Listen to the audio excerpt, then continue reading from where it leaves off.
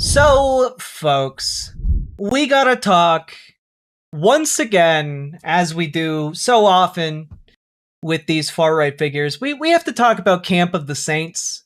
Now, for those of you who might not recognize what that is, it's a book, it's a novel, dystopian novel, that is highly praised by one Steve Bannon and one Stephen Miller.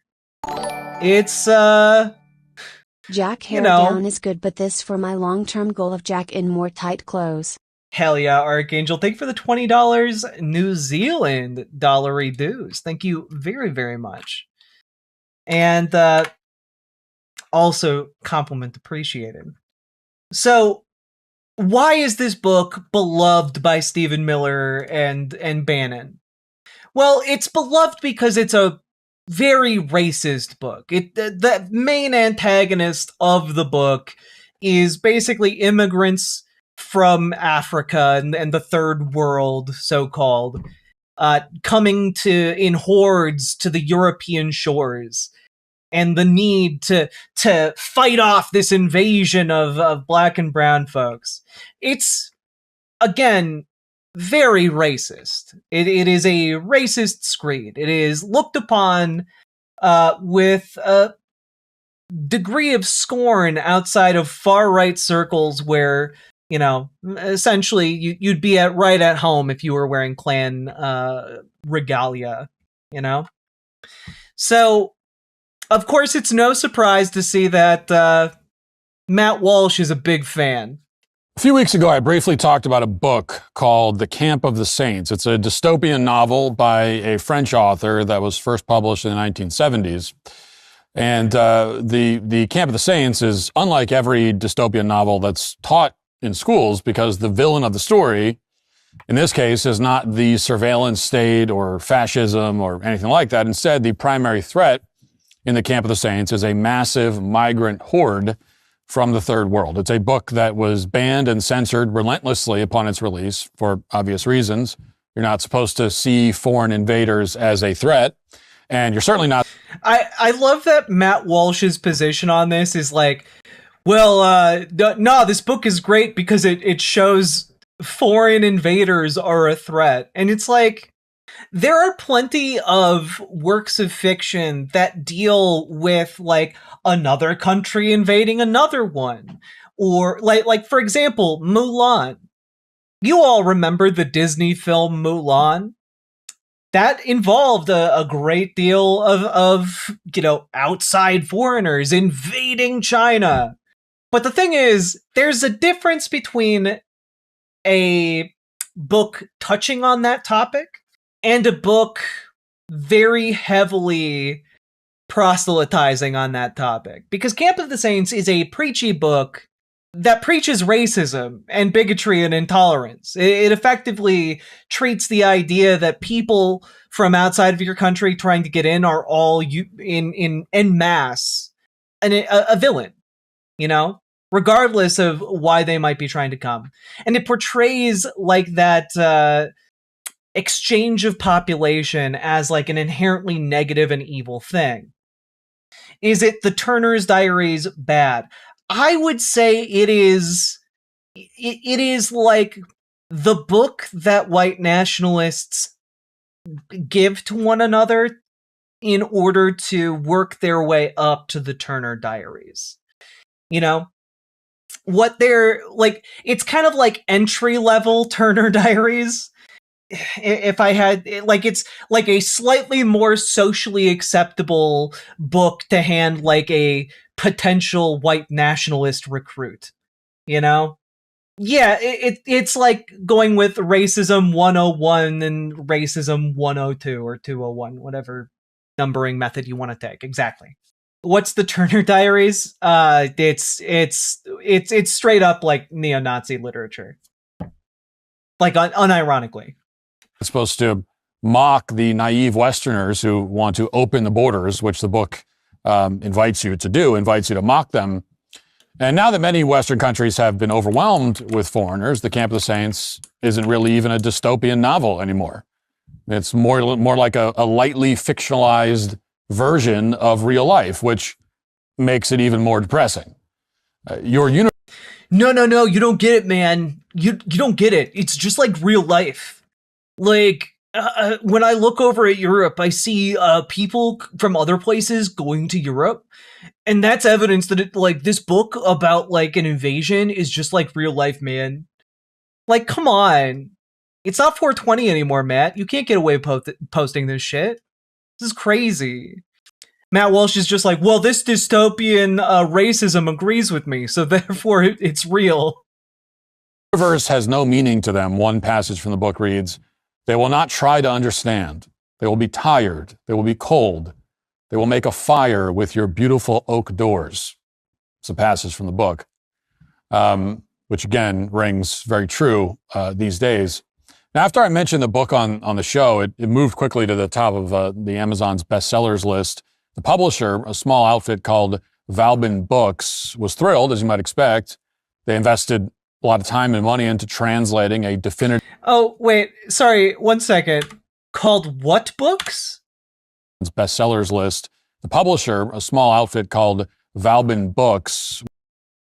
Valbin Books, that's interesting.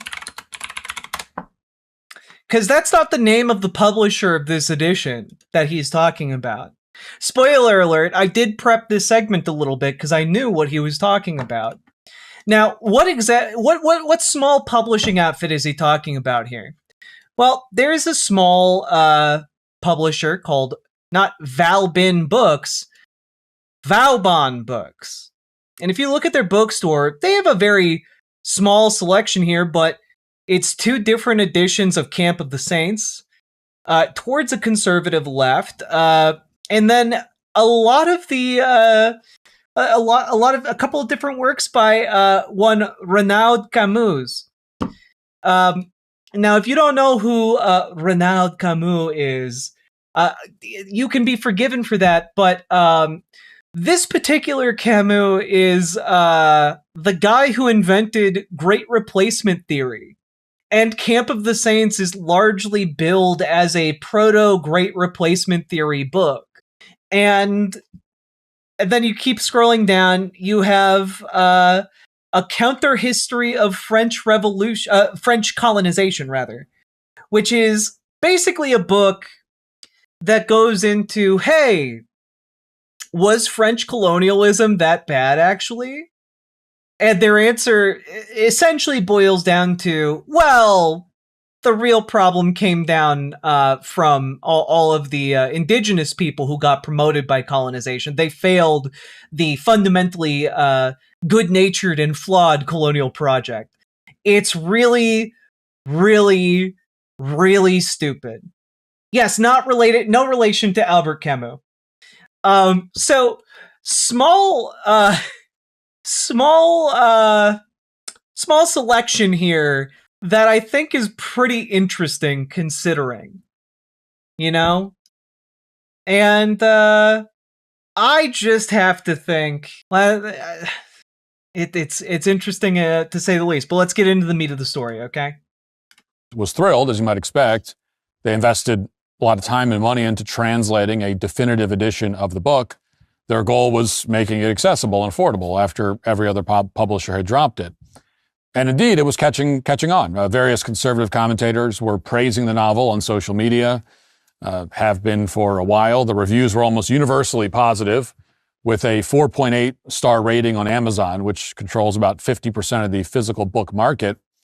And then about 24 hours ago, the book simply disappeared from Amazon entirely without any explanation. If you tried to navigate to the latest edition of the Camp of the Saints, here is what you would see on the website. There was no indication of what happened, only that the webpage was down for some unknown reason. Oh my God. Matt Walsh, do you think it was censorship? Matt, do you think it was censored? Is it because Amazon is now woke too? Oh my God. It was unavailable for most of the day yesterday. Only the older out-of-print versions, the ones that cost more than $100 in most cases, were available for purchase, but the... Oh, wait, so you're trying to say that, like, the book is being censored, but only, like, only the cheap, but they're allowing the expensive. So if you're like a really dedicated racist with some money to burn instead of some crosses, you can just go and buy the older versions. So it's not that Amazon took down all the versions of the book. Wait a minute, this is starting to sound like maybe it's not just outright censorship that Amazon doesn't want to support this book. Affordable definitive edition of The Camp of the Saints was simply deleted from Amazon. And predictably, none of the leftists who claim to care about banned books, including politicians like Gavin Newsom, said a word about it. Yeah. Why won't people speak out about this racist book being taken off of Amazon? Why won't they speak out? It has been inaccessible to would-be customers for 24 hours. Why won't they speak out? When will there be an official statement from the Democratic Party protecting and preserving the speech of white nationalists? Now, according to the publisher, Valbin Books, Amazon specifically claimed that the novel violated their offensive content policy. Amazon told the publisher that, according to the publisher, that it had reviewed the book's content and believed that it was unacceptable. Oh my God! Oh my God! We must rise up in the name of free speech! People are aroused. I haven't seen people so aroused in a very, very long time. But again, they didn't elaborate on that. Apparently, it's not enough for every public school to ignore the Camp of the Saints. It's not enough. Oh yeah. Every public school should clearly be teaching Camp of the Saints. There are multiple scenes in Camp of the Saints that involve depictions of the evil foreign horde raping. It is unequivocally like a work of white nationalist wankery. Like, can we just take a quick look here? People still listening to Matt Walsh WTF, speechless face emoji, speechless face emoji, thank you Jack for everything. I need to show you guys this. Alright. So this is published in the Journal of Anbar University for Languages and Literature, and which is an Iraqi university. But it is a research paper titled Racism and Ostracism in Jean Raspail's The Camp of the Saints. Okay, the current study aims to discuss notions of racism and ostracism in the novel The Camp of the Saints by the French novelist Jean Raspail. It will adapt the theory of Great Replacement as an approach to analyze and explore the effects of European racism and ostracism towards non-Western immigrants. The theory relies upon the belief that the white European race is under attack from the growing population of immigrants in Europe who might soon replace the white race to turn Europe into a container of non-Western ethnicities. The theory has been adopted in political speech as well as in social and demographic planning, and the novel The Camp of the Saints represents the core beliefs of this theory. So just as an FYI, I want you all to understand that as far as like the school system and academia treating this particular work, like it's known broadly for effectively being, racist AI slop from before AI slop was a thing. It's effectively just,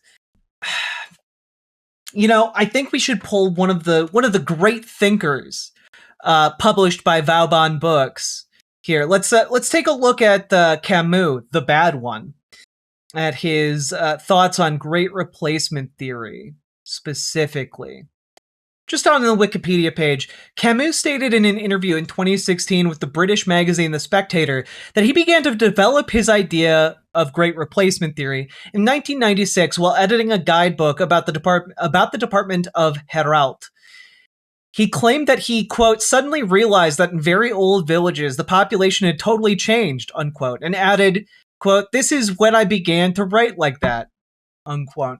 So, like, his entire political philosophy is he walked through a village and realized, different people live here now than lived here in the past. And it's maybe one of the stupidest realizations to ever shape somebody's entire life. Oh, You mean the population of a town isn't static? People move into the town and move out of the town?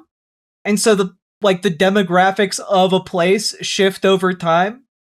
Wow, that's crazy.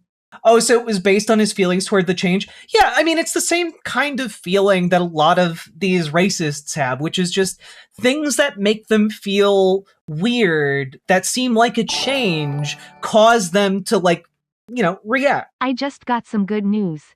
The NSW Court of Appeal has unanimously ruled that the government's emergency anti-protest powers were unconstitutional. Hell yeah. Eat shit mins. Hell yeah. Cliff, that is great news, and thank you for the 2 tier 1 subs. Very much appreciate the support. So this dude peaked at around 5 years old. Yeah, the development of object permanence for some people is just a mistake. It's just a mistake. Okay? And yeah, also, of course, you can in fact still go and buy Camp of the Saints on Amazon. It's available right now. You can buy the cheap paperback that he's specifically railing. Oh, you censorship. Where are the statements? Like, what do you mean, where are the statements? It's available on Amazon right now. For the media to call you a racist if you read it, Amazon evidently believes that. Look, if you read Camp of the Saints and you walk away being like, there are some pretty compelling points in that book. I'm sorry, you are just a racist, because that is the main thing that the book is selling you. The only solution is to erase the book from its shelves entirely. It's just too offensive. Now, at the same time, if you're looking to pick up a copy of, Mein Kampf, that's no problem on Amazon. You can buy that. You can see the store page right there. Amazon will happily sell. Just like the degree to which these people instantly hit the sob and cry to the audience button. Like, the book was down for less than 24 hours. And you're already doing conspiracy theories about how Amazon is censoring this book. You the essential Mein Kampf, a new English translation of the classic work by Adolf Hitler, one of the most consequential leaders in world history, as it says in the description. So you can still buy that. And of course, Amazon will sell you all kinds of deranged left-wing propaganda, thousands of books like this one called My Child is Trans, Now What? A Joy-Centered Approach to Support. I can't help but notice that this book has a higher star rating than Camp of the Saints, the book that Matt Walsh is trying to extol as a work of unparalleled genius. So it's not offensive to encourage parents to mutilate and castrate their children in the name of gender ideology. The red line. Just want to say, I know it gets redundant sometimes, but I do have to say, of course, that's not what that book is advocating for. None of the books or the figures related to trans, gender affirming care for trans people. No one is saying, yes, children, take the children. We've got this guy. We call him Edward Scissorhands. Just take him down. He'll take care of your kid. No one's doing that. But conservatives have come up with this caricature that lives in their minds, like some kind of fucking Babadook. It's crazy. More like Babadookie, am I right? That was maybe one of the dumbest jokes I've ever made, but I love it. I love Babadookie. Great character to haunt conservative nightmares, okay? But man, these crybabies are incredible. And apparently is a fictional book about mass migration from third world countries like India in particular, which is what the Camp of the Saints is about. The Great Replacement is their red line. You can't talk about that. They'll talk. The Great Replacement is their red line. Oh, you mean the anti-Semitic and deeply racist conspiracy theory that the Jews are smuggling non-whites into America in order to take over the country, weaken the country's genes to take it over? Nah, what could be crazy? Well, nah, that's a perfect, so rational, man. Look at how rational it must be. You have a fish on your wall and like a baby-sized canoe. So rational.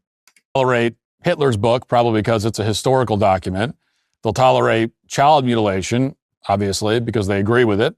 But they definitely won't tolerate a contemporary, highly accurate portrayal of Western decline and the people who enable it.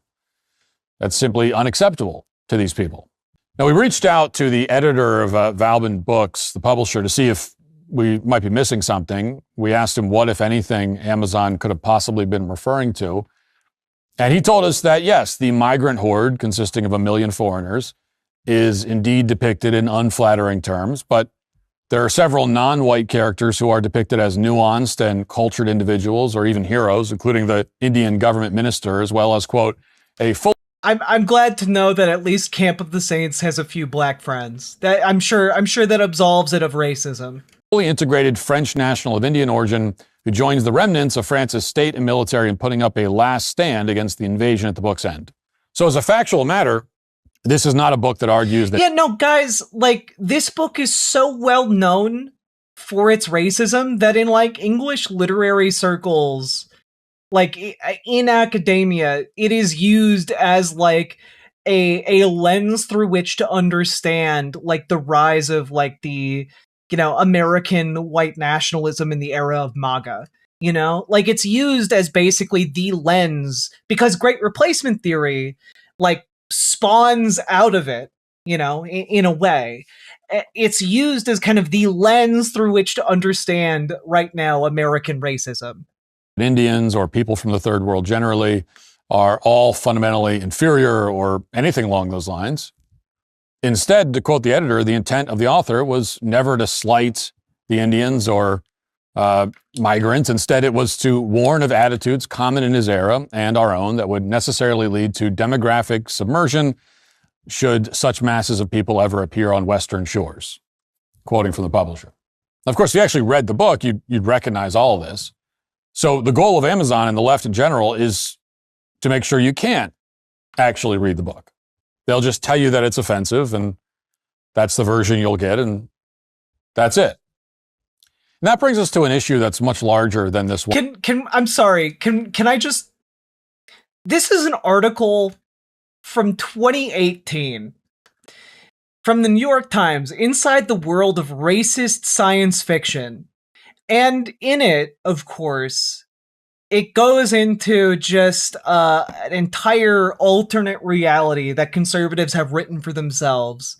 Whether it's Richard Spencer or, you know, Jean Respal, sorry. Oh, yeah.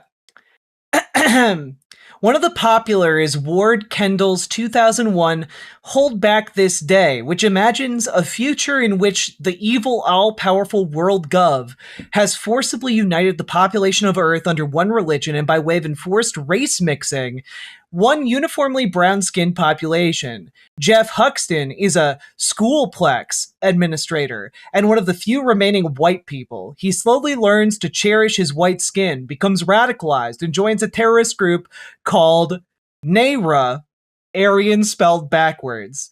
They hijack a spaceship and travel to Avalon, a secret all-white colony on Mars, which has been transformed into a paradisical homeland. Like, this is not an uncommon, like, genre, okay? Like, the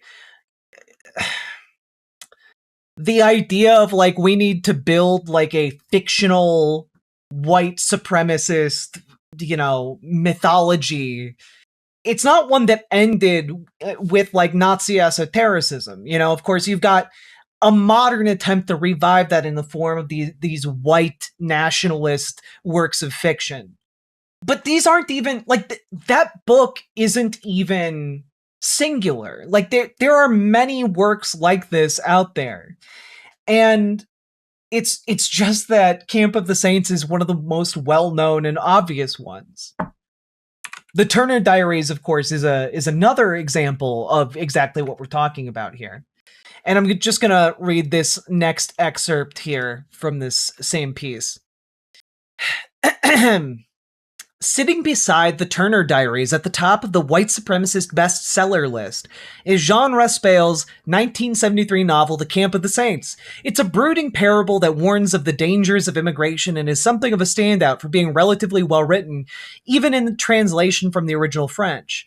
Mr. Raspail's caustic, often humorous, ellipses-littered prose is reminiscent of that of his fellow countryman, Louis Ferdinand Céline, whose own history as a Nazi sympathizer cast a shadow over his otherwise brilliant work.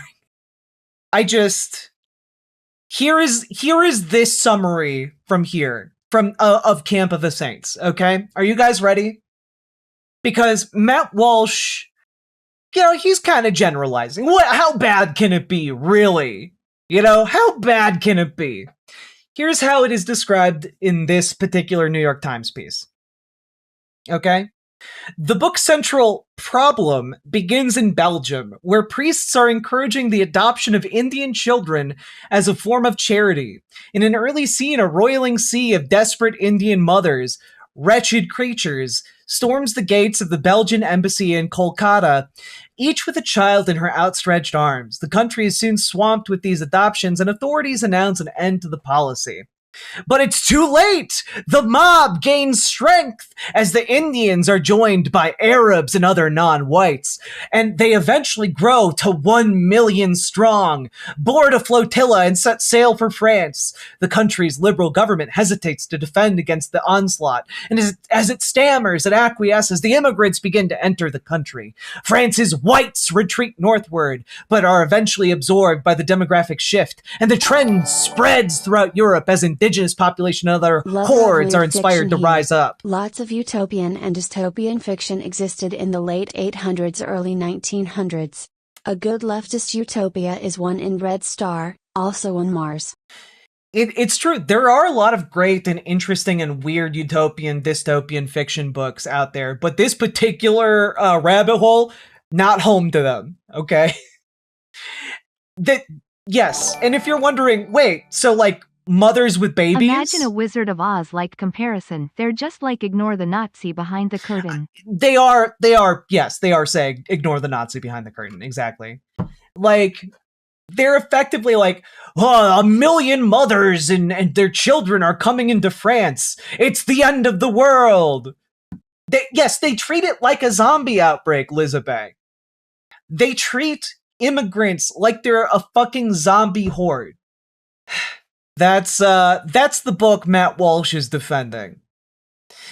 Which, by the way, because this initial 1 million strong horde is successful in France, the book ends with this horde taking over the world and erasing the white race. If 1 million people on a flotilla went to France, it would be less than 1.5% of their population. No, you don't understand, Paladin. It's a slippery slope. 1.5% could easily become 100%. Because of race mixing. Which I do want to emphasize here that the big fear driving these great replacement theories is kind of that race mixing element of oh no, we'd have to treat non-whites as equal. The horror! That idea is fundamentally what gets people like Matt Walsh. Yeah, if you add a 0 to 1.5%, it becomes 150%. You could have 150% of France being non-white. That's just math. The horror! That's what Matt Walsh is scared of. One book.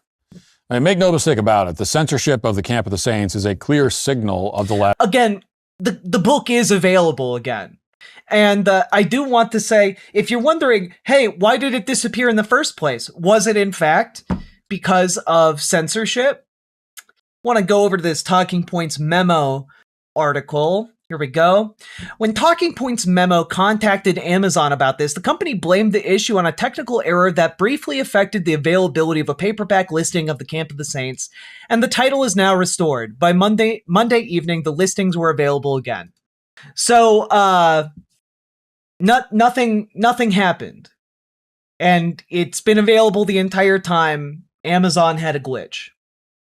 Amazon had a glitch, and Matt Walsh, in his rush to defend white supremacy, tripped over himself and blamed the glitch, started saying it was censorship. And I do want to say, Matt Walsh alone, to be fair, wasn't the only one claiming censorship. It was also Vauban Books, right? That publisher we talked about at the beginning. Vauban Books.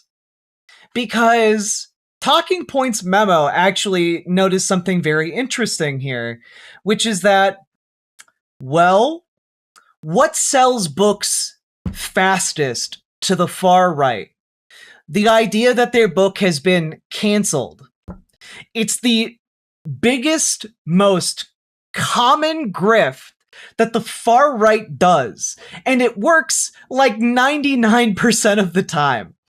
And so I think you can see that Vauban Books is deliberately trying to stoke a certain perception of what happened here. The publisher also began to notify administration officials who have previously used their offices to respond to social media controversies. Vauban tagged FCC Chair Brendan Carr and Assistant Attorney General for the Civil Rights Division Harmeet Dillon. The Center for Renewing America, a think tank founded by current OMB chief Russell Vought, said that a fellow who wrote an introduction to the book was being censored. Jeremy Carl, whose writings on white erasure lost him Senate support for a State Department nomination, suggested that the DOJ Antitrust Division should take a look. Like, basically, it's just a fabricated, like, controversy to sell books, specifically to sell white nationalist books. And, like, I don't know. I just think it's incredible the number of suckers and losers that the conservative movement has managed to take in. Like, my God, every single Republican talking head despises their audience and thinks so little of their audience. They're just sitting there being like, I can put any slop in front of a conservative audience and they'll eat it up. I just have to say something Obama, Hussein Obama, and like they're they're just taking it and running with it. It's crazy. Conservative or MAGA? I would say both. You know, for the vast majority of conservatives right now are MAGA. You know, an increasing number are being alienated from, you know, the base of the conservative movement. But like, let's not pretend that the conservatives in this country are not, by and large, MAGA. To the extent many of them have stopped being MAGA and have gone more independent, it's a factor. It's a function of the entire fuck-ups of this administration, rather than an issue with the core messaging of MAGA. Where would Mitt Romney, Glenn Beck land on that scale? I mean, Glenn Beck's full-on MAGA, and Mitt Romney is a dinosaur. He's relatively irrelevant to the current era of conservative politics. Like, I do not believe that there is going to be a resurgent of, like, the sane conservative movement. You know, that era is dead. It's effectively died. But, you know, we'll have to see what happens. I mean, right now, Donald Trump is sitting at, like, 68% support with the Republicans, which is, you know, we'll talk about that in another segment, but like the fact that he has hit 68% support among Republicans, like I feel like if he drops below 66%, if we're looking at like 64, 62, 60%, like we start seeing a lot of things become possible that weren't previously possible. But it's not because of like the nature and spirit of the Conservative Party has found its conscience. It's because like the failures of the Trump administration become too much for the propaganda machine to handle. Anyway, let's finish this up. Left's intent, should they ever take power again? You know, they haven't undergone a change of heart, even after their campaign of lawfare failed and Trump won the popular vote and returned to office. They're not going to moderate their psychopathic drive for power.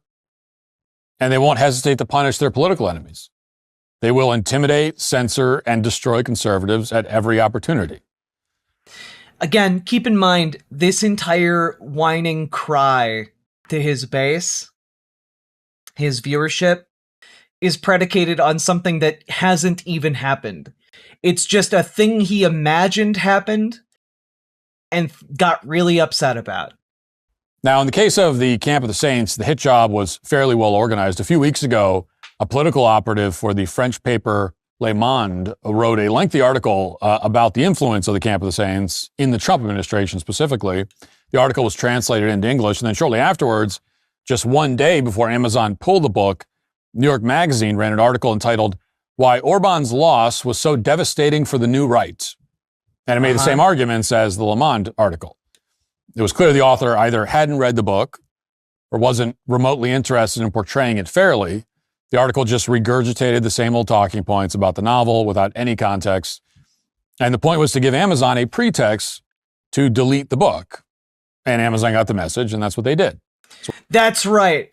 Amazon Corporation, famously hinging its operations on the words of Le Monde. Yup. As we all know, Le Monde, as Le Monde directs, so Amazon goes. We're very familiar with this kind of campaign. We've seen it play out many times, and it's still going on. But in this case, too many people noticed what was happening. So late last night, after sustained outrage from conservatives and social media, I love the idea that in Matt Walsh's world, Amazon is like this lefty-loo company that isn't run and owned by a billionaire and doesn't like work its workers to death on the line and then tell people while the body is growing cold not to stop their work. Just don't look at it. Don't look at the dead body. You need to get those packages out. And conservatives look at this and they're like, yes, this must be a leftist operation. And I can't. The level of political illiteracy in this country, it overwhelms me sometimes. It's crazy. The world that conservatives often live in, where they're just like, 9/11 was a hologram and Amazon is a leftist corporation. And also, JFK Jr. is alive and is going to come and replace Donald Trump. What kind of world are you living in? How did you make it there? That's crazy. A billionaire Trump donor who spent millions on union busting must be a leftist. media, Amazon relented. They created a new listing so that people can once again purchase the physical edition of the Camp of the Saints. Bro, their official statement is that it was a fucking glitch, which I believe because it's a fucking huge website. Which you should do if you haven't read the book. And then around midnight, Amazon finally replied to my producers after delaying the response for several hours. Amazon claimed that some kind of error had caused the book to be taken down. They didn't explain why. They told the publisher a completely different story, nor did they elaborate on the nature of this error and why it only affected this one book, which is kind of strange. That's a heck of a coincidence. I mean, you have a coordinated campaign by the media to explain why this book is offensive. And then the next day, there's an error that erases the books from the website. What a coincidence. So it's obvious they didn't expect the backlash, and that's why they offered no actual explanation. Yeah, that's right. I'm sure Amazon gives a big shit about the Camp of the Saints demographic. It's all so stupid, isn't it? Is he literally just ranting about customer support? Yeah, I wonder why Amazon didn't hop right to it and get their top PR people responding to you directly. I can't imagine. For anything they did, and therefore there's no doubt that they're going to try this kind of censorship again, and soon. Amazon got ahead of itself here, but they're absolutely going to continue censoring wrongthink as soon as they feel like the political winds have shifted. This is how Democrats are going to operate the moment they return to power. We've already talked about their Project 2029, which has been endorsed by J.B. Pritzker in Illinois. The idea is to imprison everyone who's upset the Democrat Party, including ICE officers who are. I'd be okay with that. Yeah. At this point, yeah, fuck you guys. I know I need to be more even-handed, but like, yeah, prosecute all ICE officers. Sure. Yeah, go for it. Knock yourselves out. A bunch of guys put on hockey masks and like terrorized people on the street and kidnapped neighbors and like shot people in broad daylight. Yeah, fucking arrest them all. Go straight to jail. Lawfully enforcing immigration law. And on top, is there a Project 2029 that Dems have? There's not like there isn't one specific one. I know that the Democratic Party has been working on one. It has not been taking shape in the way you guys might like, but this particular element that seems to have come out, I agree with. That Democrats are now openly floating the idea of granting statehood to DC. Yes, as it deserves. It's the capital of the country. Of course it deserves statehood. Fuck. And Puerto Rico for the purpose of gaining more representation in the Senate so that they can pack the Supreme Court. This is James Carville's latest rant. Watch. The Democrats win the presidency in both houses of Congress. I think on day one, this should make Puerto Rico, D.C. a state, and it should expand the Supreme Court to 13. All right. On that note, I have to, we're going to end this segment because, just got to say, once and only once, I agree with James Carville. Once and only once. Look, James Carville is right.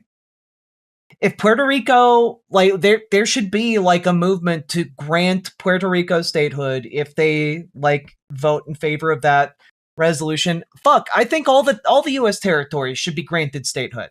Okay, and also, yes, Washington D.C. Of course. Fuck everything he says, even when he's right. That's true. I do very much dislike James Carville and his. Look, his fucking cowardice. The fact that he is treated as a serious political consultant at all in 2026 baffles me. He's been overseeing the constant losing of the Democratic Party for like the last 20 years. It's crazy that people pay attention to him and still give him money. I'd say James Carville agrees with you. Maybe that's a better way to put it. Yeah. James Carville is a gross man. James Carville, I thought he turned into a sphinx. Not his titties aren't big enough. But one day. Oh god. Also, like, can we just talk about the fact that like James Carville has looked like 1 billion years old forever? This is what he looked like 15 years ago. He looks seconds away from death. The fact that he made his name, guys, if you don't know, he made his name off of Bill Clinton's campaign, right? Back in 1991. And since then, he has just lost. He's lost non-stop. Okay? Like, he just proceeded to lose time after time after time after time. He backed Hillary Clinton in 2008. He lost then too. Like, it's genuinely just a baffling series of events for him to still be somehow relevant right now. Yeah, he's basically like if Ezra Klein was, 50 years older. But you know what? At least he's not a stand for Camp of the Saints, I guess. But he is a stand for, curling up in the fetal position in front of fascism, and that sucks butt. James Carville looks like a Muppet who went through the washing machine on it. On high intensity, yeah. Oh, God. Anyway, there you have it. That's the Camp of the Saints drama in a nutshell. It's very stupid, and it really reveals that the perpetual victimhood machine that conservatives require in order to stay irrelevant is really just bullshit. It's really just this is the thing you have to be angry about? A book disappeared off of Amazon for a handful of hours? Okay. All right. Okay. Anyway, if you got anything out of this, folks, I do want to say, go check out I did an interview recently with Karishma Manzoor, a Senate candidate in New Hampshire, trying to primary Chris Pappas. Go check out that interview. It's very, very good. She's a very good candidate, and I think you all would really enjoy that interview. And also, folks, check out ImogeneOlivia.com, gender euphoric lingerie designed from the ground up for trans femmes. Also tested with cis men, cis women, non-binary folks. It is lingerie designed by one of the best lingerie designers in the world for trans people. So go check it out. And it's non-tuck. So it's actually goddamn comfortable. ImogeneOlivia.com, link down in the description. And also, folks, just want to say, get organized. Join your local Dems. Join your local DSA. If you need help, join our Discord. Reach out to Gamergy for help with DSA. Reach out to Dragonfly for help with your local Dems. We want to get you folks onboarded and part of your local political scene so you can make it better. Make your Dems more progressive. Make your DSA more effective. Let's go! And with that, leave a like, subscribe, do the thing, support the show. Go share this video. Go do it. Go share it. And let's keep on going. Riverboat Jack is coming to town. All the viewers gather around. Twitch and YouTube and swishy streams. All that content is bursting the scenes. Politics, being plenty more. Your sense of fashion you'll adore. So grab your stuff and hop aboard. We're going straight to Jack's Discord.